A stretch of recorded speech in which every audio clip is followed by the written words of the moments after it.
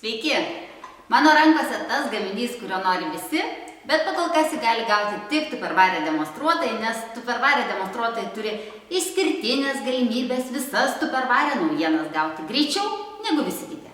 Taigi aš rankose laikau Fusion Master spiralizatorių, ar kaip jį pavadinti, kas čia per įrenginys, o taigi toks įtaisas, kuris iš mūsų daržovių daro makaronus ar platesnius, ar siauresnius, tokius kaip spagečius, arba gali juos susukti tokiom spiraliam.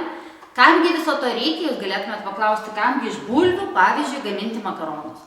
O jeigu jūs susimanėte įdomesnių spagečių, galite puikiausiai iš bulvės pasigaminti spagečius, išvirti juos parūgštintame vandenyje ir visi valgydami net nesupras, ką valgo. Tai bus makaronas, bet nesuprantama iš ko pagamintas ir bus kažkas įdomesnio jūsų mityboje. Arba kamgi daryti makaronus iš morkų? O taigi iš morkų padarius makaronus galima iš jų pasidaryti tobulas, kaip ir spagečių salotas. Galima juos marinuoti azijietiškai, turėti idealias vaišes jūsų svečiam.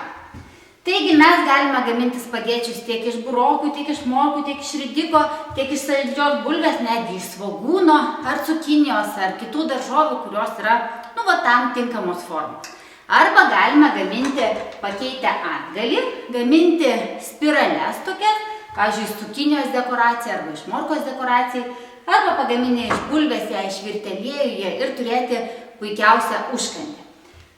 Arba jeigu jūs pagaminot spagečius, grįžtant prie spagečius iš cukinijos, tą cukiniją galite sumaišyti, pavyzdžiui, kad ir su avokado padažu ir turėti idealias salotas.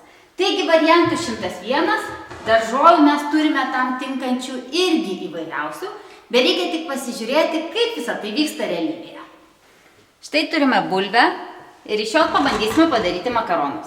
Smulkiausius spagečius daro raudonoji dalis. Pirmas dalykas, ką mums reikia padaryti, tai aišku, bulvę galite nuskusti, ją įstatyti šitai per vidurį, prispausti, užrakinti ir sukti rankeną. Ir rezultate, matote, mes turime tobulus, ilgus, gražius spagečius. Op, bum, ir pats atsirakina. Va, matot, kokie idealūs spagečiai, kuriuos galite virti puodę parūgštintam vandenyje ir turėti puikius makaronus. Tai spagečius virsta ir morka.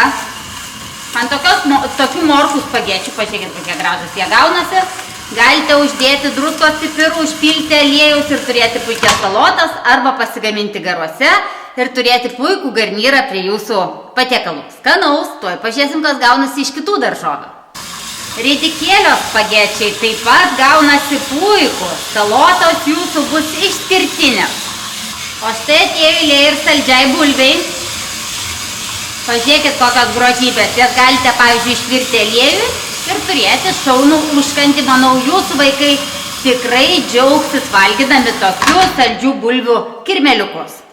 Cukinijos spagečiai taip pat gaunasi puikiai. Būnant prie šašlykų gali irgi būti kaip spagetis. Na ir kulminacijai burokėlis. Pasižiūrėkite, kokie gražūs spagečiai gaunasi iš burokėlio, bet reikia tik pasigaminti kokį nors azijietišką marinatą, šiek tiek juos pamarinuoti ir skanauti. Galite, aišku, taip ir virtus supjaustyti. Iš tų pačių daržovių galite gaminti ir platesnius makaronus, ar spagečius, ar salotom, tokius ilgus daržovių šniuriukus. Iš tų pačių daržovių galite pagaminti ir puikias spiralės, o tokias va, jas galėsite naudoti ar salotų papuošimui, ar stalo dekoravimui, ar paprasčiausiai, jeigu tai yra kokios bulvės, išvirti ir turėti tokius kaip gyvatukus, puikiausius išvirtus aliejuje. Jei planuojate kepti fritiūrinėje arba orkaitėje, galite iš karto bulvę formuoti va štai šitais va ant pagaliuko ir paskui jau, kai mes ją susuksim, galėsime ją taip palygiuoti, kad jinai būtų graži, tarsi pradžioje buvusi bulvė. Mes ją galim atsukti, gražiai atsukti, gražiai paskirstyti ir iškepti ar tai orkaitėje, ar tai fritiūrinėje. Dar turime ridikėlį. Pasižiūrėkim, kas gaunasi iš ridikėlio. Jeigu jūs prilaikysite sukdami ranką, jūs turėsite gražią spiralę, bet jeigu norite, kad jinai taip visaip gražiai susivartytų, tai galite jai laisvai leisti kristi į jūsų lėkštę.